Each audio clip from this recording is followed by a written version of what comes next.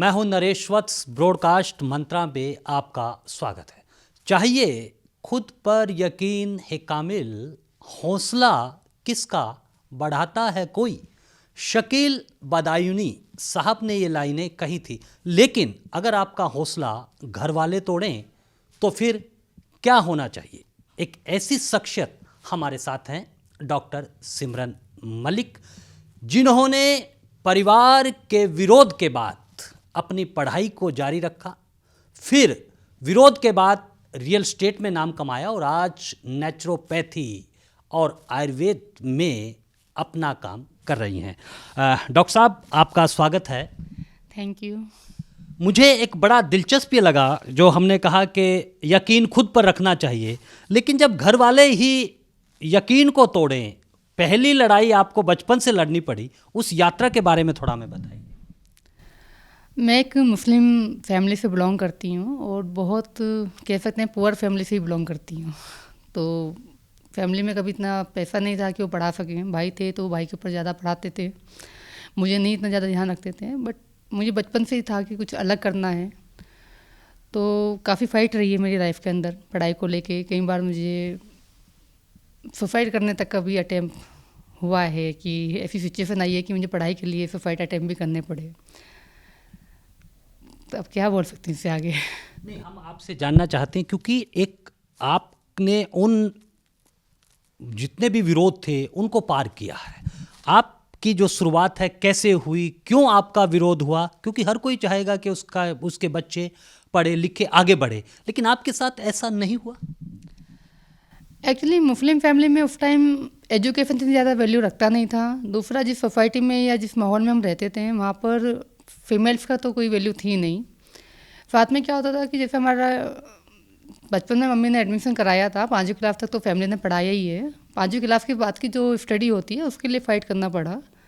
तो क्या होता था, जैसे पड़ोस में से कोई लड़की भाग गई तो वो पूरा सभी लड़कियों के ऊपर अटैम्प्ट पड़ता था, सभी की लाइफ डिस्ट्रॉय हो जाती थी। मतलब फिर वहाँ के जो लोग थे कि माहौल और ख़राब नहीं होना चाहिए और लड़की भागने नहीं चाहिए, इसलिए पूरा का पूरा एरिया ही सब लड़कियों को घर में बिठा देते थे।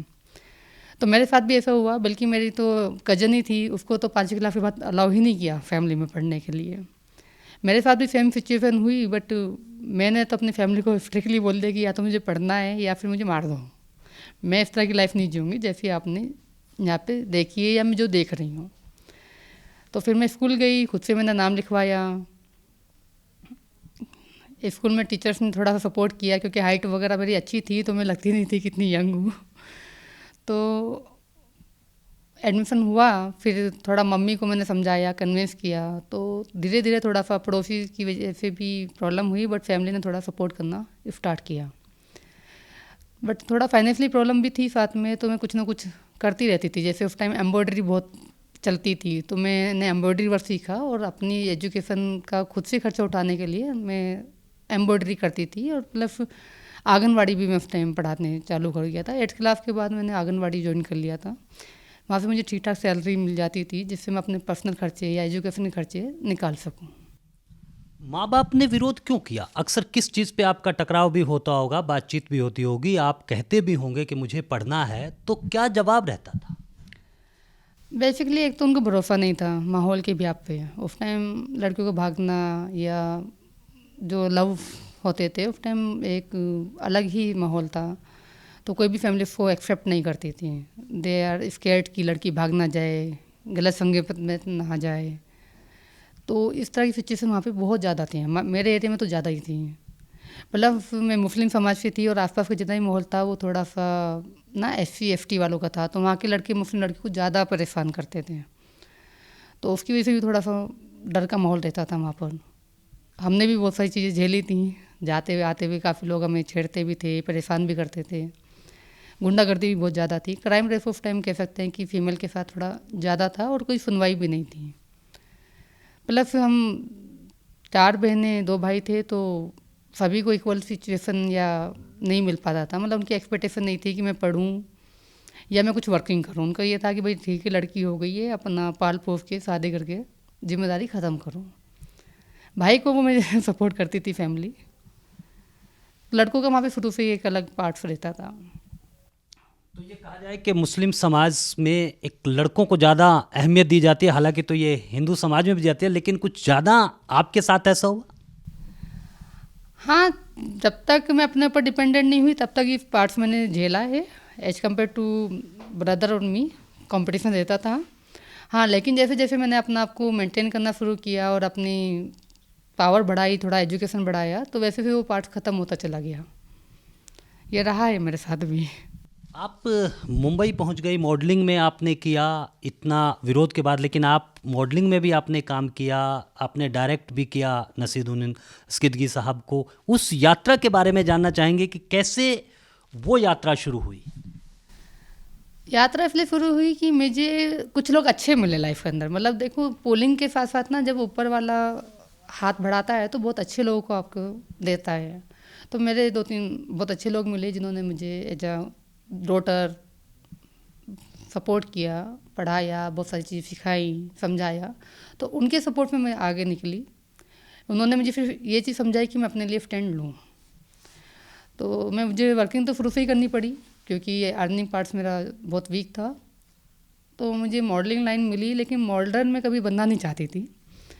मुझे सिर्फ सीखना था क्योंकि हम टेलीविज़न में देखते थे कि ये लोग इतने ब्यूटीफुल कैसे रहते हैं, इतनी लंबी लंबी एज दिखाते थे। तो हम भी ये सोचते थे कि इतने ये बूढ़े होते ही क्यों नहीं है, ये बीमार क्यों नहीं होते हैं। तो ये चीज़ मुझे बड़ी अट्रैक्ट करती थी, इस माई चाइल्डहुड पार्ट। तो मुझे वो चीज़ जाननी थी कि ये ऐसा क्यों होता है, कैसे होता है। तो इसलिए मैं थोड़ा मॉडलिंग लाइन में गई थी और मिस इंडिया तक मैंने फ़ाइट किया है, Femina miss India. Unfortunately I had an accident, उसकी वजह से मुझे वापस आना पड़ा। बट मुझे अच्छा लगा कि मैं वापस आ गई। मैं उसला इस चीज़ से भी खुश हूँ, कोई प्रॉब्लम नहीं है। बट मुझे सीखने को बहुत सारी चीज़ें मिली, वहाँ से मेरी लाइफ बिल्कुल टर्न हो गई।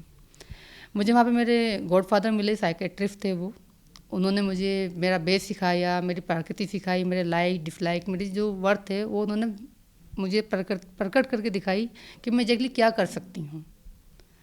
उसके बाद फिर मेरी सारी बाउंड्री टूटती चली गई। फिर मुझे लगा कि हाँ, मैं कुछ कर सकती हूँ। मतलब एक सिचुएशन थी, एक इंसान का टारगेट होता है, लेकिन मेरा फिर वो टारगेट सारे अचीव होते चले गए। तो मैं कह सकती हूँ कि थैंक यू कि मैं उस लाइन में गई हूँ और बहुत सारी चीज़ें सीखने को मिली। अच्छा, एक सवाल मुस्लिम की बात आपने जो करते हैं, हम देखते हैं कि आज भी कई तरह के फतवे आते रहते हैं कि महिलाओं को चुनाव नहीं लड़ना चाहिए। महिलाओं को लेकर तमाम तरह की कुरान का हवाला देते हुए मुल्ला लोग, मौलवी लोग ये बात कहते हैं। तो कभी एक सफलता के वहाँ पहुँचने के बाद जब आपने देखा कि मुंबई में इस तरह का चीज़ें नहीं है, एक आधुनिक समाज में रहते हुए जब आज भी ये सवाल उठते हैं, तो कैसे सिमरन मलिक उनसे उभरती है? कभी लगता है कि बदलाव कुछ होना चाहिए? बदलाव फिर होना चाहिए। एक तो जो मौलवी फतवे लेकर आते हैं वो कुरान के ब्याह पे तो लेकर नहीं आते हैं, क्योंकि मैं कुरान पढ़ती हूँ, विद तर्जुमा पढ़ती हूँ। कुरान में लड़कियों को बहुत ज़्यादा पावर दी गई है जो इनको मालूम ही नहीं है। हम लोगों को मालूम ही नहीं कि हमारी पावर क्या है। तो जितने भी फतवे आते हैं वो ज़्यादातर हदीसों से आते हैं और हदीसें हर पर्सन की अलग बनी हुई है। अगर हदीसों की बात करें तो लिमिट ही नहीं है, वो पर्सन टू पर्सन बना के उन्होंने रख रखी हैं। तो मैं हदीस को तो बिल्कुल नहीं मानती हूँ, मैं कुरान पे चलती हूँ और कुरान के हिसाब से मुस्लिम समाज में लड़की की बहुत बड़ी वैल्यू है। एजुकेशन तो कुरान में किधर बोला रखा है कि लड़कों को पढ़ाओ मत पढ़ाओ, लेकिन लड़की को ज़रूर पढ़ाना चाहिए, क्योंकि लड़की नस्लें बदल देती हैं। लेकिन हमारे समझ में इस चीज़ का कोई वर्त ही नहीं है।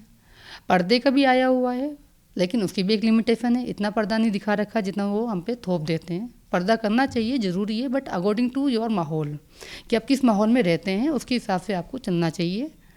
और ठीक है, पर्दा ज़रूरी है, उसको हम डिनाई नहीं कर सकते हैं। तीसरा ये है कि बहुत सारे लोग जैसे कंट्री के रूल रेगुलेशन, इसका भी बिल्कुल क्लियर कुरान शरीफ में बोला गया है कि जिस कंट्री में आप रह रहे हो उसके रूल्स रेगुलेशन फॉलो करना कंपलसरी है। ठीक है, आपको अपने रूल्स रेगुलेशन फॉलो करना चाहिए, बट कंट्री के भी करने चाहिए। तो बहुत सिस्टमेटिक इस्लाम है। बचपन में मुझे खुद इस चीज़ पे लगता था कि मुस्लिम क्यों हूँ, क्योंकि उस टाइम मुझे नॉलेज नहीं थी। मैं खुद चाहते थे कि मैं हिंदू बन जाऊँ और बल्कि मैं मंदिर भी जाती थी।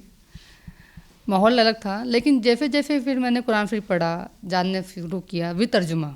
सबसे बड़ी प्रॉब्लम क्या है कि हम लोग विद तर्जुमा कुरान पढ़ते ही नहीं है, खाली अरबी लैंग्वेज को पढ़ते हैं। तो जब हमें समझ में नहीं आ रहा, हम उसको पढ़ के करेंगे क्या? तो मेरा तो ये मैसेज सभी को है कि चाहे आप 2 लाइन पढ़ें बट विद तर्जुमा पढ़ें, किसी की बातों में ना आए। कुरान शरीफ पढ़िए। कुरान शरीफ की जो जिम्मेदारी है ना, वो खुद अल्लाह ताला ने ले रखी है कि इसे क़यामत तक कोई बदल नहीं सकता।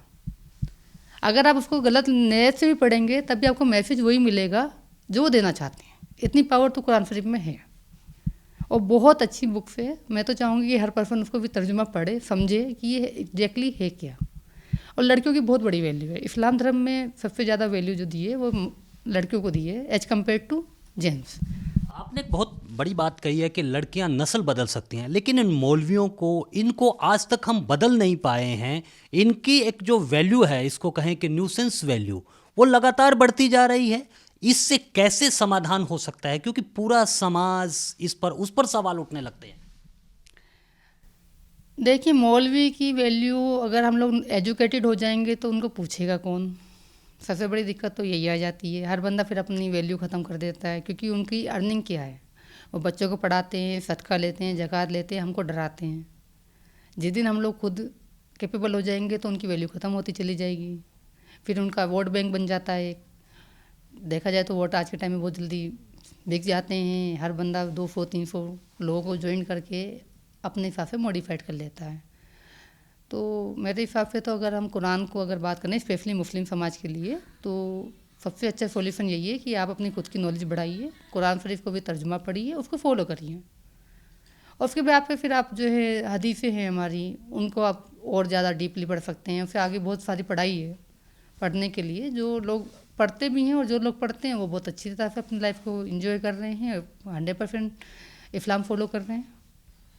अब डॉक्टर साहब, आपने नेचुरोपैथी का, आपने आयुर्वेदा का शुरू कर दिया है। ये यात्रा में कैसे जुड़ गए, क्योंकि ये सूर्य नमस्कार पर भी यहाँ सवाल उठते रहते हैं और आपने फिर उसी आयुर्वेद को अपना लिया, उसी नेचुरोपैथी को, उसी सूर्य नमस्कार आप करवाना शुरू कर दिया।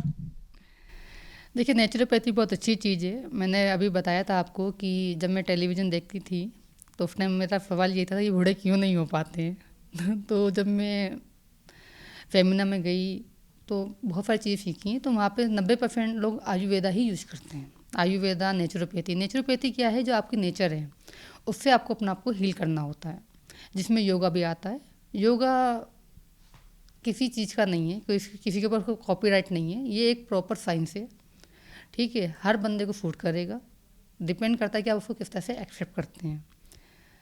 अब ये रही कि नमाज को लोगों ने कंपेयर किया है सूर्य नमस्कार से, तो नमाज एक अलग एक्टिविटी है। वो हम प्रार्थना करते हैं, वो हमारा अल्लाह से जुड़ने का एक जरिया है, ठीक है। और योगा हम फिर अपना आप को हील करने के लिए और अपना आप को फिट करने के लिए रखते हैं। तो दो बहुत आर डिफरेंट। तो मुझे नहीं लगता है कि इन दोनों को कोई कंपटीशन है अपने आप में। अगर आपको प्रार्थना करनी है और एक आपको तरीका बता रखा है, तो आप उसको योगा में कैसे लेकर आ सकते हैं? पॉसिबल ही नहीं है। ठीक है, आपकी पूरी बॉडी की एक्टिविटी होती है, बट सिस्टम तो प्रार्थना करने का बता रखा है ना कि आपको इस तरह से प्रार्थना करोगे तो मैं जल्दी सुनूंगा, ठीक है। और सूर्य नमस्कार आपकी पूरी बॉडी को स्ट्रेच देता है, खींचता है, आपकी बॉडी को जो एनर्जी है उसको इस्टेब्लिश करता है, वो आपकी पूरी बॉडी के लिए है। तो दोनों अलग अलग हैं, इसमें कोई कंपटीशन नहीं है और दोनों ही आपकी लाइफ के लिए ज़रूरी हैं। आप सूर्य नमस्कार का नाम कुछ और रख दीजिए, सूर्य नमस्कार कर लीजिए, क्या फ़र्क पड़ता है। डॉक्टर सिमरन को कुछ मुस्लिम परिवार से, जो एक प्रोग्रेसिव महिलाएं हैं, क्योंकि हर कोई आगे बढ़ना चाहता है और ज़माना जिस रफ्तार से जाता है, कुछ मैसेजेस आते हैं, क्या कहना चाहेंगी और कैसे वो फिट रख सकती हैं? आप तो फिट रखने की बात कर रही हैं, वो तो पर्दा उठाने के लिए भी तैयार नहीं है। देखिए, मैं तो सबसे पहले यही बोलूँगी कि अगर आपके साथ कुछ गलत हो रहा है तो उसको आप समझें और उसका सॉल्यूशन निकालें, ना कि उसके लिए लड़ें। लोग क्या है कि या तो लड़ाई करना चालू कर देते हैं या फिर एडजस्ट कर लेते हैं, सॉल्यूशन नहीं निकालते हैं। सबसे पहले तो आपको ये सोचना चाहिए कि ये सब क्यों हो रहा है और इसका क्या अल्टरनेट है। जिस दिन आप ये सोच लेंगे, रास्ते खुद ब खुद खुलते चले जाएंगे और रास्ते मिलते चले जाएंगे। एडजस्ट करने की भी एक लिमिट है, ठीक है। और मेरा तो ये है कि जितनी भी हमें बीमारियाँ होती हैं वो एडजस्टमेंट करने से ही होती हैं। अगर आप एडजस्टमेंट करना बंद कर देंगे तो आप हेल्दी भी ज़्यादा अच्छी तरह से रहेंगी। तो मेरे लाइफ में तो एडजस्टमेंट बिल्कुल नहीं है। येस और नो और सॉल्यूशन, इसी चीज़ को मैं लेके चली हूँ और मैं बहुत खुश हूँ अपनी लाइफ से। चलिए, आपने एक समाधान की बात कही कि समाधान होना चाहिए। एक आखिरी सवाल आपसे पूछता हूँ। आप रियल एस्टेट में भी आप गई, बिजनेस के भी आपने सूत्र सीखे, फिर आज आप अपना एक बिजनेस चला रही है। डॉक्टर सिमरन क्या 3 मंत्र आप देना चाहेंगे? कैसे आपने अपने आप को यकीन करना सीखा है अपने आप पर? देखिए, पहले तो अपने आप पे यकीन करना ज़रूरी है, क्योंकि अगर आप अपने पे ही भरोसा नहीं रखेंगे तो कोई आप पे भरोसा नहीं रख सकता। दूसरा ये है कि अपने साथ एक ऐसा व्यक्ति आपके साथ होना चाहिए जिसे मैं गॉड फादर कहते हैं हमारी लैंग्वेज में, जिससे आप अपनी हर प्रॉब्लम शेयर कर सकें और वो आपको इस कैपेबल हो कि सही और गलत का रास्ता बता सकें, या हर सिचुएशन में आपके साथ हो। ये 2 पार्ट्स तो आपकी लाइफ के बहुत ज़रूरी हैं, चाहे वो आपका फादर हो, चाहे वो आपके हस्बैंड हो, चाहे कोई भी पर्सन हो। क्योंकि फीमेल के आपकी लाइफ में कौन है? मेरी लाइफ में तो बहुत सारे हैं लेकिन अभी तो मेरे जैसे शादी हुई है तो मेरे हस्बैंड मुझे बहुत सपोर्ट कर रहे हैं, एक तरफ मेरे गॉड फादर हैं। इससे पहले मैं अगर नाम लूँगी तो मोहम्मद नहीम सैफ़ी हैं, मेरे भाई हैं। उन्होंने मुझे रियल एस्टेट और इंटीरियर का पार्ट बहुत अच्छे से सिखाया है। फिर और भी 2-3 पर्सन रहे हैं, तो और मैं थैंक यू बोलना चाहूँगी कि वो मेरी लाइफ में आए और मेरी लाइफ को इतना अच्छा बनाया। चलिए, बहुत बहुत शुक्रिया। और कहा भी जाता है कि कृतज्ञता का एक भाव जीवन में माधुर्य घोल देता है, और जिस तरह से डॉक्टर सिमरन मलिक ने अपने परिवार से लड़कर शिक्षा पाई, फिर समाज से लड़कर एक अपनी हैसियत बनाई, हैसियत के अपने पैरों पर खड़ी हुई है, यही हमारे लिए एक वानगी है उस समाज के लिए जो तेजी से बदलाव की बयार में बह रहा है, और डॉक्टर सिमरन मलिक उसकी अगुवाई कर रही हैं। ऐसी ही सफल कहानियों को देखने के लिए आप बने रहें ब्रॉडकास्ट मंत्रा के साथ।